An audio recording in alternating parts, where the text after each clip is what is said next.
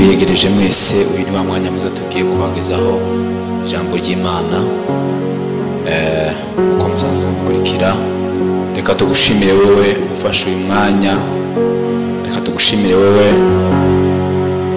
wafunguye ino video kugira ngo urebe cyangwa se wumve ijambo ry'Imana.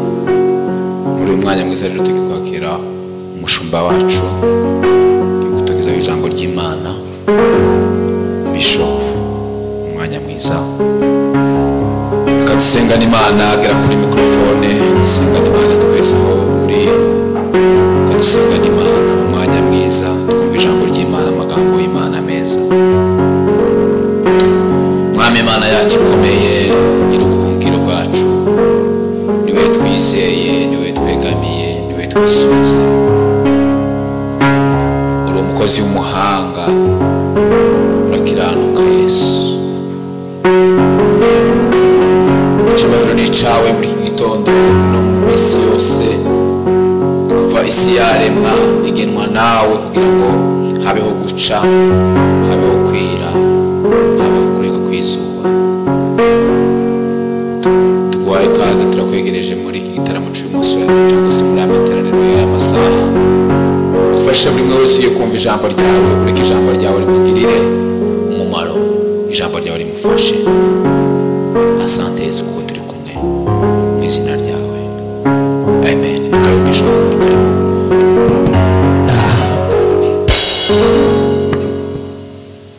Yego, murakoze cyane. Dushimiye ikaze muduhaye kuri uno mwanya cyangwa se muri uyu mwanya.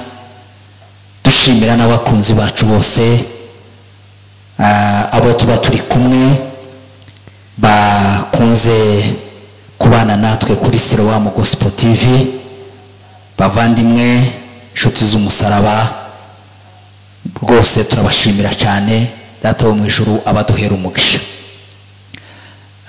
Muri kino gitondo nkuko umuyobozi utuyoboye amaze kubivuga, ndagira ngo tuze gufata undi mwanya mutoya, tuze kuganira amagambo y'Imana, wenda tudakoresheje umwanya munini cyane, ariko mu by'ukuri dukomeze tuganire ku magambo y'Imana. Murabizi kuko tugize muri iyi minsi yose ishize twari turimo tuganira ku isezerano, ku magambo y'umukozi w'Imana, y'umugaragu w'Imana, uw'Imana yahaye isezerano witwa Yosefu. Ejo rero twari tugeze mu gice cya 39 aho twarebaga nyuma y'ibigeragezo bya bene se no kugera nanone mu Giputa kwa Potifa. Amaze kuhagera n'ubundi ukuboko kw'Imana kwakomeje kubana nawe, ariko kubera ko ukuboko kw'Imana kwakomeje kubana nawe, n'ubundi bigeragezo ntabwo byigeze bihagarara. Ibigeragezo byarakomeje. Noneho ejo twari turimo tuvuga hejuru y'ukuntu nyirabuja yamugerageje. Ariko icyo kigeragezo Bibiliya ivuga ngo nticyaba gusa icyo kumugerageza, ariko cyari kirimo gishaka kumusunikira. Twagarutse ku ijambo rivuga ngo rimwe na rimwe ntitukange kuko ibigeragezo bitugeraho. Iyo ibigeragezo birimo biza, iyo intambara zirimo ziza, iyo ingorane zirimo zikugana, ahanini cyane ziba zirimo zishaka kugira ngo zigende, ziba zirimo zigusunika, ziragusunika cyane kugira ngo zikugeze ku masezerano y'Imana. Twasoreje rero ku ijambo ryo kuvuga ko nyuma y'uko nyirabuja afashe umwenda we akawugumana kugeza shebuja atashe, ngo biragenda bimugeza muri gereza. Ariko wumva igitangaza, Yosefu w'umukozi wo mu rugo kwa Potifa ajanwa muri gereza yafungirwagamo ibisonga cyangwa se abantu bose bakoraga ibwami, abariyo atwarwamo. Urumva kuko birasa naho yari gereza ikomeye, kandi nta muntu n'umwe, nta bushobozi na bumwe bundi bwagombaga kuyimukuramo usibye gusa ukuboko kw'Imana. Imana yo mu ijuru iza kubana nawe, imutonesha kuri uwo muyobozi w'iyo gereza, nanone arongera kandi aramuzamura, amugira umuntu, amurindisha ibintu bye, amurindisha n'izo mbohe zose zabaga ziri muri iyo gereza. Rero uyu munsi nanone turakomeje na rya sezerano ry'Imana, isezerano ry'Imana ku mugaragu w'Imana Yosefu. Iyo tugeze rero mu gice cya 40, Bibiliya zitubwiraho amagambo wenda tutari buze gutindamo umwanya muremure, izivugaho amagambo Yosefu asobanura inzozi za bya bisonga bya Farawo. Baje bakamusanga muri gereza, bukeye ngo umunsi umwe abyutse, ngo abarebye ngo abona bagaragaje umubabaro mwinshi, abona barababaye, abona barihebye, arabegera arababaza ati se niki cyabaye? Baramubwira bati twarose, ariko kandi mu kurota kwacu inzozi twarose ntidushobora kuzisobanurira. Yosefu ngo ababwira ijambo rikomeye, arababwira ngo nimuzimbwire, naho gusobanura ko ni ukw'Imana. Haleluya, haleluya. Gusobanura ko ni ukw'Imana. Bavandimwe nshuti z'umusaraba, bavandimwe bene data, ndagira ngo mbabwire ko muri kino gihe ikintu kigoye abantu muri kino gihe, nubwo ubona hari imirimo y'Imana, hari impano z'Imana, ntabwo tuvuga kuko ibintu byose bikorwa ari ibintu bishobora kuba bikorwa mu mafuti, ariko ibintu byose bikorwa, haba ari abasobanura, haba ari abahanura, haba ari abakora. Ni ukuvuga ngo muri izo zose harimo abantu bakora ariko bagakoreshwa n'Imana, ariko hari n'abandi bakora bikoresheje cyangwa se bakora ku bushake bwabo. Ariko ikoreshwa n'Imana, wemera kuko Imana ariyo nyirabyo, wemera kuko Imana ariyo gukoresha ibintu byose ubasha gukora. Kuko ubwawe Pawulo yarabivuze, aravuga ngo dushobozwa byose, yabyandikiye Abafilipi, aravuga ngo dushobozwa byose na Kristo uduha imbaraga. Yosefu arababwira ngo gusobanura ko ni ukw'Imana. Barangije ngo bamurotorera inzozi barose, ngo abwira uwari umuhereza wa vino, ngo aramubwira ngo izo nzozi warose, izo nzozi wabonye, aramubwira ngo izo nzozi warose ngo ni iminsi 3 gusa. Izo nzabibu wabonye ni iminsi 3, ati nyuma y'iyo minsi 3 Farawo azongera kuzamure, uzongera kandi ube umuhereza, uzongera kandi ube umuhereza, ube umuhereza kwa Farawo. Ariko ngo amubwira ijambo, aramubwira ngo niwashika, niwongera kuzamuka, ukongera ukaja kwa Farawo ndetse akazamura intebe yawe, amubwira ijambo, aramubwira ngo uzaniwe, uzamvugire kwa Farawo. Reka nkubwire ijambo, hariho n'umwami wigeze kurivuga umunsi umwe, abagore bamutakiye, aravuga ngo nimba Imana itakwibutse, umwana w'umuntu ninde wakwibuka? Yosefu yatekereje kuko binyuze muri uyu muntu, kubera kuko wenda amufashije akamusobanurira inzozi, akamubwira kuko ari bwongere gusubira mu mwanya we, ndetse umwami akamugirira neza, akongera akamusubiza ndetse akanamuzamura, yibwira ko hari ikintu ashobora kuzabikoraho. Ariko reka ngubwire, umwana w'umuntu haleluya, ntugategere kuko hari icyo umwana w'umuntu yakumarira. Icyo nizera ni kimwe, icyo ijambo ry'Imana rivuga, buri gihe Imana yo mu ijuru izudukorera, Imana yo mu ijuru igakoresha abantu, ariko izishaka kugukorera, igiye kugukorera n'ubundi zinyura mu bantu, izinyura muri baba. Ariko ngo bishitse birangiye asubiye ibwami, asubiye mu mirimo ye, ngo ntiyibuka Yosefu, aramwibagirwa. Ariko wa muvuzi w'imitima we aramubwira ati nawe izo warose biriya mitima yokeje yari mu kitebo cyangwa mu gitunga cyo hejuru, ati buriya ni iminsi 3, ati Farawo azaguca igihanga kandi azakimanika hejuru. Biba birarangiye, izo nzozi zirangirira aho ngaho, ariko zirangira yibwira kuko uyu nguyu yasobanuriye ibyiza, yibwira kuko uyu nguyu yabwiye izi nzozi nziza, nashika azabwira Farawo kuko hariho umuntu urengana hari igihe kenshi tuza dushaka guhanga amaso abantu, ariko umuririmbyi yaravuze ngo tumbira Yesu wenyine, tumbira Yesu wenyine niwe maze ryo kwizerwa. Tumbira Yesu wenyine niwe ugushoboza, tumbira Yesu wenyine niwe ushobora kutugeza aho dusiganirwa, niwe ushobora kuduteza intambwe kugira ngo tubashe kugera. Fate umwanya mutoya tuganire, dufate umwanya mutoya tuganire kuri aya magambo.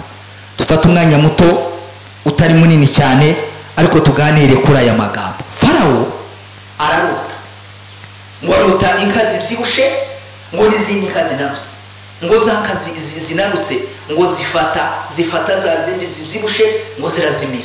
Nyuma yaho ngo arongera araryama, arasubira kandi ngo arongera ararota mu amahundo kandi ahunze meza, ngo yayandi ngo haza n'utundi bihundo ngo kumaguritse twa yayandi turasa ngo bya bindi binini na bya bindi kwa tundi dutoya turasa kandi turongera tumira ya mahundo manini. Izo ndoto ngo zihagarika umutima wa Farawo. Zimaze guhagarika umutima wa Farawo, Farawo ngo aravuga ati narose, ariko inzozi narose iwe ntiyari yanazibagiwe.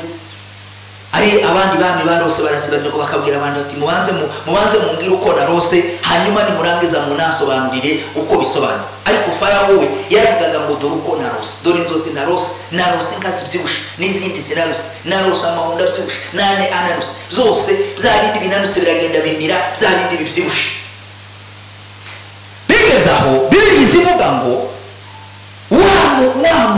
wa muhereza wa vino, oh haleluya, iyi Imana yo mu ijuru ifite icyo yakuvuzeho. Umwanya wacyo iyo ugeze izibasha kugisohoza. Reka nongere bisubiremo, iyo umwanya Imana yagennye iyo umwanya Imana yagennye, Imana yasezeranije cya kindi Imana yagusezeranije, iyo umwanya wacu ugeze Imana yo mu ijuru izigishakira inzibanurira, atubwira ukuntu bizagenda. Je wabwira kuko nzasubira ku mirimo, hanyuma wacu bamubwira kuko azacibwa umutwe. None je ndumva kuko ari ngombwa kuko tugomba gushaka uwo muntu. Bavandimwe, reka mbabwire, reka mvuge, niyo mpamvu narivuze ngo wenda dutinde kuri aya magambo. Hari ibintu abantu batazabaha agaciro, ariko reka mbivuge muri uyu mwanya, wenda mu mwanya mutoya. Saba abantu bose bankurikiye, mwese abarimo kumva aya magambo. Harakabaho umwami urota, ariko hakabaho n'abashobora gusobanura inzozi z'umwami. Umwami niwe ugomba kurota. Ibintu bigoye abantu muri kino gihe, ibintu birimo gutuma ibintu byinshi bitasha ku murongo, ibintu birimo gutuma ibintu byinshi bigenda bikorwa mu buryo butari bwo, nuko buri muntu wese arusobanura, arurota. Buri wese aba yumva kuko agomba kugira inzozi, buri wese aba yumva kuko agomba kugira inzozi, buri wese aba yumva kuko agomba kugira inzozi. Hari n'ugira gucyaka kugira ati jewe vision yaje ntabwo ari inzozi zaje, ntabwo ari izi ngizi, mfite izindi nzozi. Ariko no gutegera ukibaza ngo ese izo nzozi muzukuri nizo cyangwa zije mu mwanya utari. Bibiliya zivuga ngo harakabaho umwami niwe ugomba kurota, umwami niwe ugomba kugaragaza, niwe ugomba gutanga, niwe ugomba gutanga uburyo bugomba gukoreshwa, niwe ugomba gutanga inzira zigomba kunyurwamo. Ariko uwo mwami agomba kugira abandi banyabwenge bamuri iruhande, bagomba gushira mu bikorwa, bagomba gukora imirimo kugira ngo iyo mirimo yose ibashe kuja mu bikorwa. Sinzi nimba turimo kumvikana. Imana izivuga n'abami twebwe cyangwa se n'abandi bantu bose, ariko ari n'igihe dutekereza kuko Imana itavugana n'abandi. Oya, reka nkubwire kuko Imana izivugana n'abami. Usomye Bibiliya yose, Imana itugaragariza neza kuko Imana igenda ivugana, akenshi zigenda ivugana n'abami. Unabisomye no mu isezerano rishya, aho Pawulo yandikiye Abaroma igice cya 13 yavuze kuko tugomba kubaha ubuyobozi, tugomba gushira, tugomba guhereza ubuyobozi umwanya wayo, kuko biravuga ngo nta muntu n'umwe, nta mwami n'umwe ushobora kuba yarihaye ubwo bubasha, ushobora kuba yarihaye kwicara kuri iyo ntebe. Imana niyo izitanga ubwo buryo, Imana niyo izitanga uburyo bwo kuvuga ngo wowe uzogera muri uyu mwanya. Rero niyo mpamvu ijambo ry'Imana ridusaba, ijambo ry'Imana ritubwira ngo tugomba kubaha abantu, tugomba kubaha abayobozi, tugomba kubaha abategetsi, tugomba kubaha abatuyoboye. Rero Bibiliya ikavuga ngo tujye twemera, kuko abami nabo bavugana n'Imana. Akenshi dufata kuko iyo tubona kuko ni nkaho abo bantu bose bayoboye cyangwa se abantu bakora muri iyo mirimo, ni nkaho tubafata nkaho ari abantu badakorana n'Imana, cyangwa se tukamva kuko ari abantu batazi Imana. Ariko nashaka kukubwira neza uko Bibiliya ivuga, nubwo tutabyemera, nubwo rimwe na rimwe tubafata nk'abantu badakorana n'Imana, ariko ndashaka kukubwira kuko Imana ibazi kandi Imana ivugana nabo. Rero niyo mpamvu nababwiye ngo habaho umwami urota, ariko hakabaho n'abashira mu bikorwa. Ndashaka kukubwira ngo tegereza umwanya wawe. Turaza kubibona wenda uko tugenda tumanuka, uko tugenda tuganira, turaza kubibona. Tegereza umwanya wawe. Iyo umwanya wawe ugeze, iyo igihe cyawe kigeze, nubwo utovuga, ariko hariho Bibiliya izibwira Dawudi yaranditse, aravuga ngo isezerano rye ngo ryarabugerageza, ngo umwami arategeka ngo nibamubohore, umwami arategeka ngo nibamukure muri gereza. Ibi rero bisobanura, aya magambo asobanura kuba ari umuhanga. Uyu usobanura agomba kuba ari umuhanga, agomba kuba ari umunyabwenge, agomba kuba ari umuntu ukoreshwa n'Imana, agomba kuba ari umuntu utivugira gusa ibintu bye. Mwamaze gushika imbere ye, reka ariho dusoma murongo wa 37. Oya, duhere kuri 33. Nuko Farawo nashake umuntu umunyabwenge, umuhanga, amuhe ubutware bw'igihugu cya Egiputa. Farawo ashireho abahunikisha igice cya 5 cy'ubutaka bwa Egiputa mu myaka y'uburumbuke. 37. Reka dusimbuke twihute. Iyo nama inezeza Farawo n'abagaragu be. Farawo abaza abagaragu be ati, tuzabona hehe umuntu umeze nk'uyu urimo umwuka w'Imana? Amen.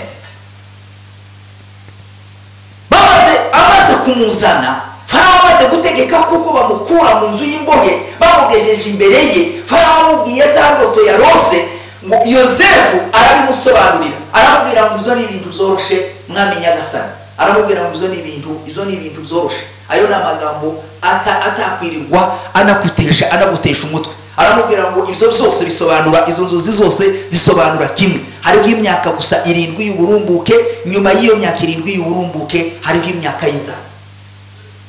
Ibisigaye ibigomba gukorwa nuko mushakisha ukuntu muri iyo myaka y'uburumbuke hagashakwa ukuntu hashobora kuzagaragara abantu b'abahanga, abantu b'abanyabwenge bashobora guhunika iriya myaka, kugira ngo muri iriya myaka y'inzara abantu ntibakicwe n'inzara, bazabe barahunitse, bazabe baribikiye ibiryo bashobora kuzarya muri iyo myaka yose kwa 7.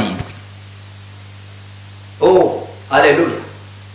Amaze kuzisobanura, niho twari dusomye, inama iratera, abantu bose baribaza ngo ese, abaza abagaragu, arababwira ngo se ni hehe handi twabona umuntu w'umunyabwenge, nihe twabona umuntu w'umunyabwenge nk'uyu?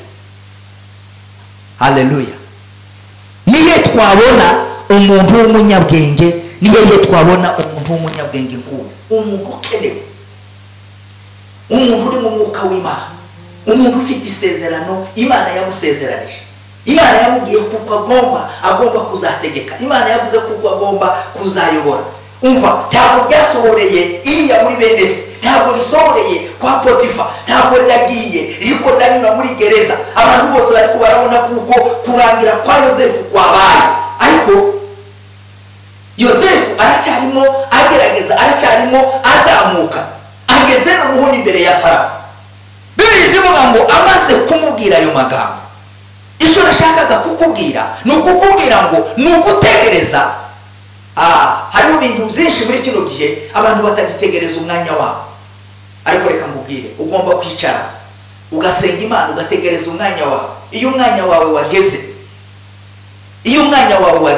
Imana izinyura mu bo itagombaga kunyuramo. Wenda utekereza kuko bigomba kunyura, siho bizonyura. Wenda Yosefu yabitekerezaga ko kuzamuka kwe kuzanyura muri Potifa. Abonye agiye muri gereza, yumva no hasubiye inyuma, acitse intege. Atekereza kuko kuzamurwa kwe cyangwa gukira kwe kuzanyura muri uriya muntu yasobanuriye uriya muhereza wa vino, biradanirana. Ariko noneho bigeze no kwa Farawo.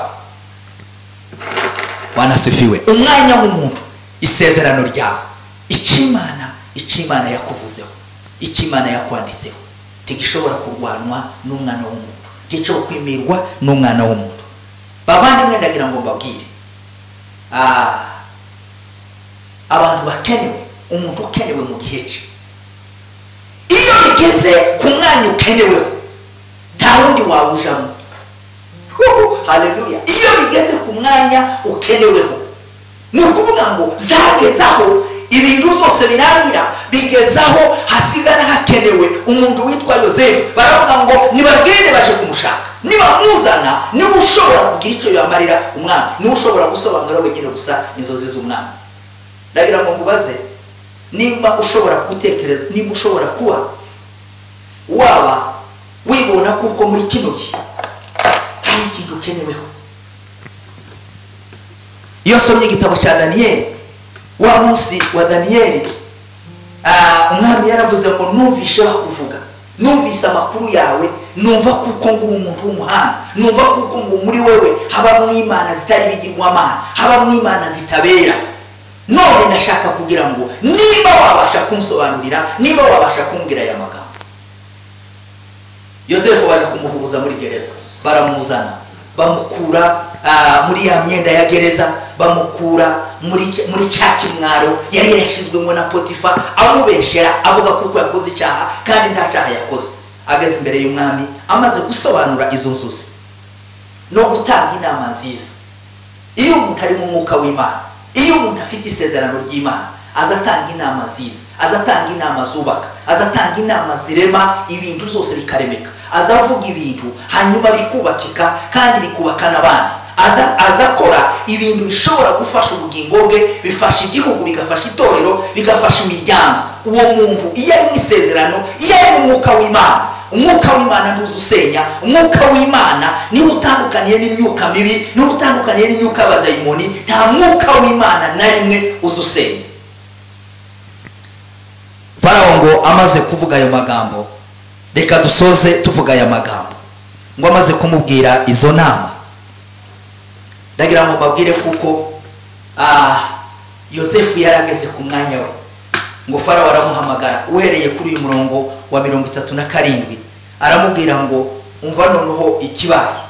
Aramubwira ngo nguhaye gutwara urugo rwanje rwose n'abantu banje bose, abantu banje bose bazakumvira. Mu yandi magambo ni ukuvuga ngo uhereye ku rugo rwa Farawo, uhereye ku rugo rwa Farawo n'abagaragu be n'igihugu cyose cya Egiputa, aramubwira ngo ibi byose ndabiguhaye kugira ngo uzabitware. Ijambo rya kabiri, aramubwira ngo intebe yanjye gusa y'ubwami niyo izaba hejuru yawe. Mu yandi magambo ni ukuvuga ngo nyuma y'intebe ya Farawo, haleluya. Icyaduha abantu bose bakagenda mu isezerano ry'Imana. Uje wibuka icyo Imana yakuvuzeho, uje wibuka icyo Imana yavuze. Nubwo urimo kunyura rimwe na rimwe mu bigeragezo, nubwo uhayinyura mu bibazo, nubwo imivu irimo gutemba, imiyaga igahuha, inkuba zigakubita, ibintu byose ukabona ntibiha bigenda neza, ariko reka nkubwire, hari igitondo kimwe Imana izahindura ibintu. Aramubwira ngo intebe yanjye y'ubwami yonyine, afite umuntu umuvugira, adafite umwavoka, adafite umuntu n'umwe washobora kumutabara, ariko kubera kuko imana ije itabara kandi igatabara hageze. Ahari nubwo waceceka, nubwo nta kintu na kimwe wakora, ariko kuri iryo sezerano ryonyine ngo rizarikomeza kugenda rinyura mu maho, rizarikomeza kugenda rikugerageza kugira ngo rigere ku mwanya wawe. Icya kane, Bibiliya zivuga ngo Farawo ngo yiyambura impete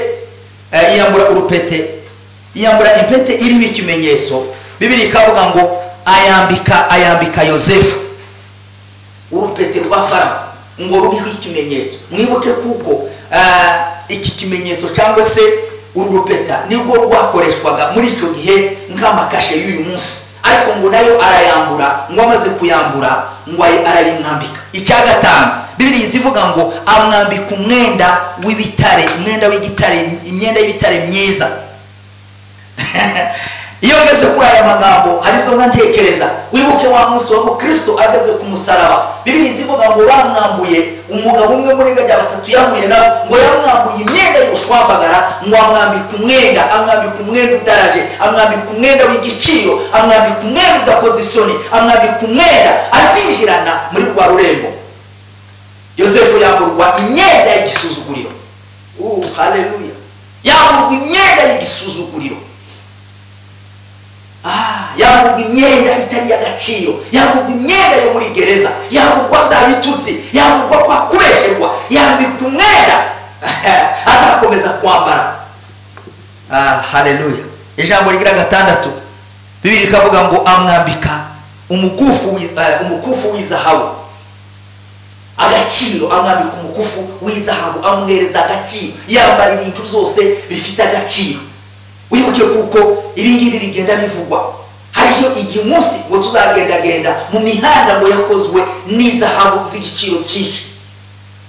Ijambo rigira karindwi ngo amugendeshereza mu igare rye. Haleluya! Usomye Bibiliya izivuga ngo yamugendeshereje mu igare rikurikira irye, amugendeshereza ngo mu igare ngo rikurikira irye. Reka ariho dusoreza kuri uyu munsi,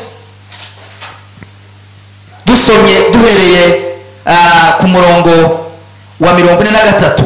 Bibiliya iravuga ngo amugendeshereza mu igare rikurikira irye, bakajya bamurangana bati nimumupfukamire, nuko amwegurira igihugu cya Egiputa cyose. Farawo abwira Yosefu ati, urumva andi magambo ageretse kuri aya twari tumaze kuvuga. Farawo abwira Yosefu ati, nje Farawo ndahiye ko ntawuzunamura ukuboko, ntawuzashingura ikirenge mu gihugu cya Egiputa cyose utabyemeye. Mu yandi magambo aramubwira ngo yaramaze kumugira umukurikiye, cyangwa se igisonga cya mbere, cyangwa se minisitiri w'intebe wa mbere, amuhaye noneho yari yamuhaye no guhunika cyangwa se no gutwara ibintu byose biri mu gihugu, amuhaye noneho no gutegeka cyangwa se no kuvuga ngo nta muntu uzinjira mu gihugu, nta n'uzanasohoka mu gihugu atabyemeye. Arangije aramubwira ngo Farawo ahimba Yosefu Sarunatifaneya, amushingira Senati mwene Potifera, umutambyi wo mu gihugu wa Oni. Yosefu yari amaze imyaka 30 avutse ubwo yakoreraga Farawo.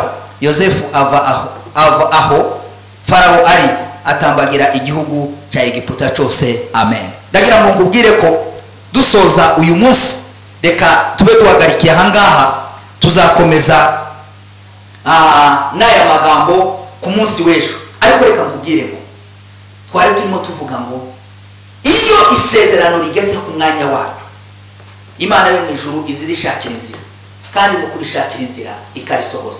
Nashakaga kukubwira gutya ngo nsoza mu magambo twari turimo tuganira, tuvuze ku magambo agera kuri 3.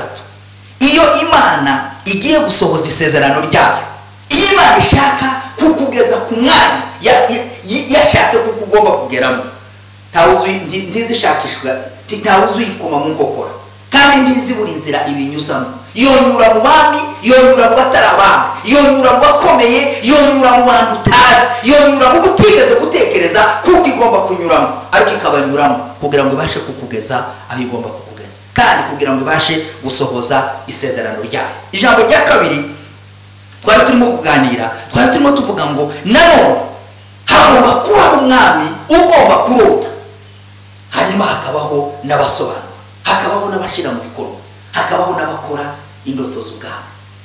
Bavandimwe ndagira ngo babwire, iri jambo rirakomeye cyane, tuje turitekerezaho. Abantu bose ntibarota kandi abantu bose ntibazabasobanura. Umwami ntiyokenera gusobanura, ariko umwami agomba kurota.